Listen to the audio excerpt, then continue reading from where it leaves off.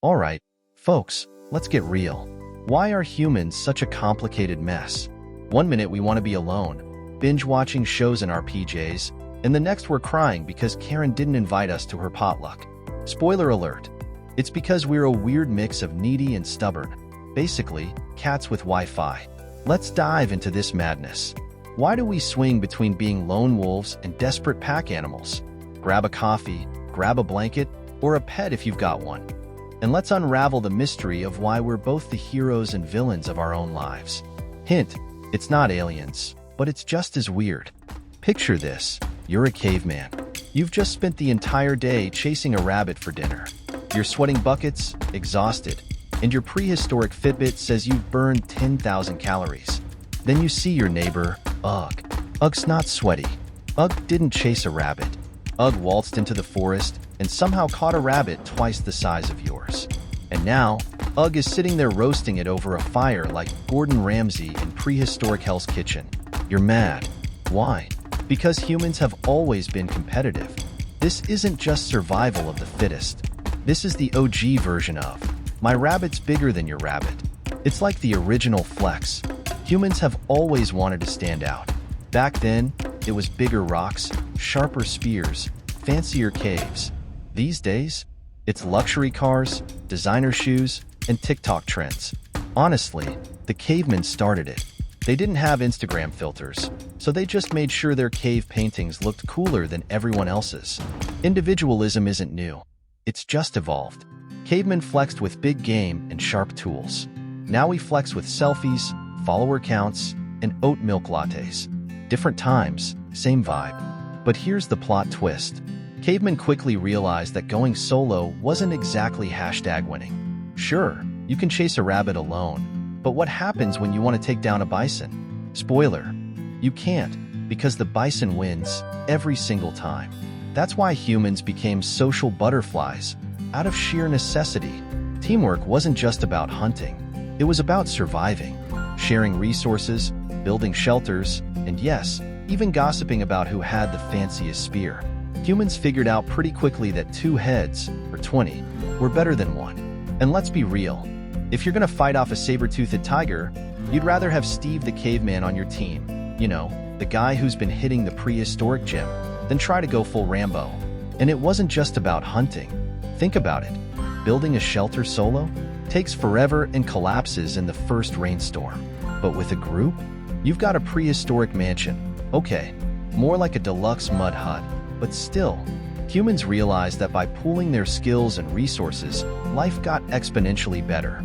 Even prehistoric toddlers had babysitters. Imagine one caveman saying, "Watch little Grug while I gather berries," and boom, the first daycare was invented. Oh, and let's not forget the first drama clubs, otherwise known as campfire storytelling. Humans didn't just work together. They bonded over tales of the one that got away or Steve's epic fail trying to catch a fish. Socializing wasn't just practical, it was entertaining. Squad goals? More like survival goals. Basically, humans discovered the cheat code for life. Team up, work together, and occasionally laugh at Steve. So next time you're in a group chat arguing about pizza toppings, just remember, you're carrying on a proud tradition of teamwork and chaos. Fast forward to today. Social media. A magical place where everyone pretends they're thriving, while secretly crying into their microwaved dinners. Humans took their need for connection and said, let's make it competitive and slightly toxic. Ever heard of FOMO? Fear of missing out? That's Caveman Brain 2.0, folks. Instead of missing the bison hunt, we're now upset because Becky went to Bali and didn't invite us. And don't even get me started on likes. Social media has turned our need for validation into a Hunger Games situation. It's not just about being connected anymore. It's about winning. Winning what? Nobody knows, but we're all playing. And let's talk about the absurdity of it all. We've got influencers selling us detox teas while eating pizza off camera, people posting inspirational quotes they don't live by, and entire accounts dedicated to, wait for it, dogs and sunglasses. Yes, I follow them. No, I'm not ashamed. Social media is like high school but with filters. Becky's in Bali? Karen's at brunch? Meanwhile, you're in bed at 3 p.m. wondering if eating cereal counts as self-care. Spoiler, It does. Honestly, it's exhausting. We're not just connecting. We're curating, competing, and catastrophizing. It's no longer about keeping up with the Joneses. It's about keeping up with Becky, Karen, and Karen's dog who has 50K followers. But hey, here's the plot twist. While we're busy scrolling, liking, and hashtagging, we're also proving something important, that humans are still, deep down, desperate for connection, even if it comes with a side of avocado toast envy. But here's the kicker. Deep down, humans still crave real connections. You know, actual conversations where you're not scrolling through your phone like you're on a quest for the next viral meme. Science backs me up here. Don't shoot the messenger. Studies show that people with strong social ties live longer, healthier, happier lives. And by strong social ties, I don't mean your Wi-Fi connection. I'm talking about real people. That's right, those beings who occasionally respond with more than just emojis. You see, it's not about the number of followers you have. Trust me, I've tried. I've had 3,000 followers on an app that let me just post pictures of sunsets. All that matters is having a few people who'll pick you up when you're down. Or, you know, at least help you find your phone charger in your friend's messy room. That's real loyalty. Let's be real. The only time I've had a meaningful conversation with my phone was when Siri and I had an existential crisis over the meaning of texting back.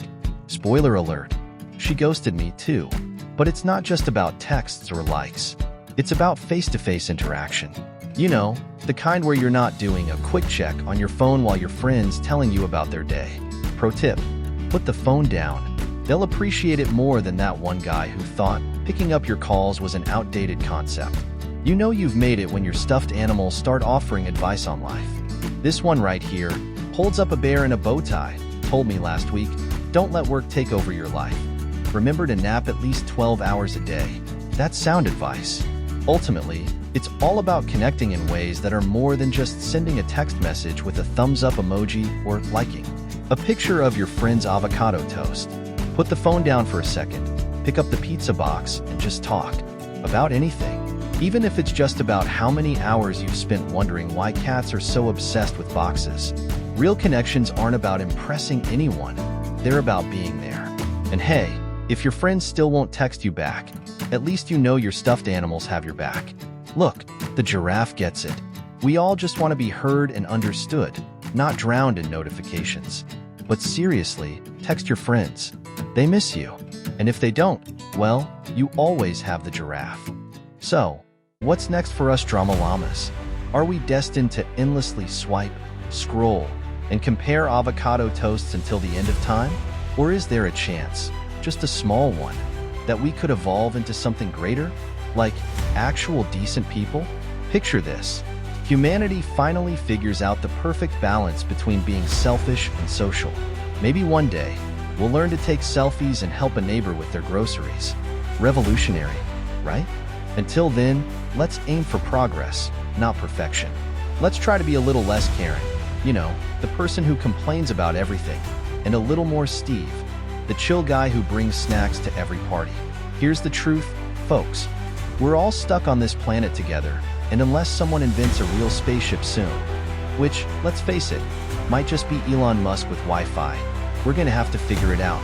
Like, how to coexist without unfriending everyone on Facebook during election season. Here's to surviving the chaos of humanity, to balancing our inner drama llama with our social butterfly, to being perfectly imperfect. Like, subscribe, and drop a comment below with your most awkward social interaction. Let's laugh about it together, because hey, we're all in this together. Until next time, stay human, or at least try your best. Don't forget to subscribe. Trust me, you don't want it showing up at your door looking for more likes on his rabbit.